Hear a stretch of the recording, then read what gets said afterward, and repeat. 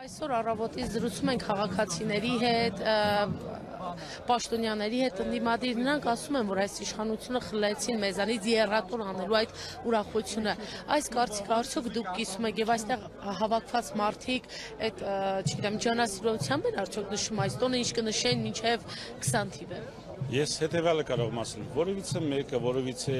կերպով չի կարող մարդու հիշողությունից ինչ որ մի բան խլել, առավել ևս հաղթանակները։ Այնպես որ մենք միշտ ունեցել ենք հաղթանակներ եւ այդ հաղթանակները առ այսօր մենք հիշում ենք։ Մենք հիշում ենք դեռևս 451 թվականի հաղթանակը։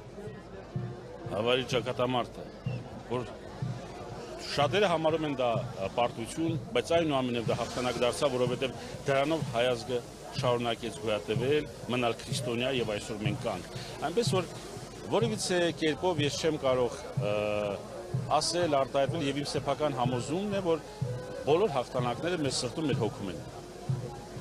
Բայց ամենայնիվ փաստն այն է, որ մենք նախկինում այսօր տոնում ենք, չէ՞, Շուշի ազատագրման օրը, այժմ չկա Արցախը, չկա Շուշի։ Ես նորից եմ ասում, բոլոր հաղթանակները մեր հոգում են։ Մենք ինչպես կզգանք մեր հոգուցնես, այնպես այդ ամենը կկատարվի։ Այսինքն հնարավոր է առաջիկայում այսպես ցանկություն կա, որ միշտ մեր հաղթանակները մեր սրտում պահելով այդ հաղթանակի համար մենք ուրախանանք, հիշենք եւ հիշատակենք բոլոր նահատակներն, ովքեր որ այդ հաղթանակը պարգևել են մեզ։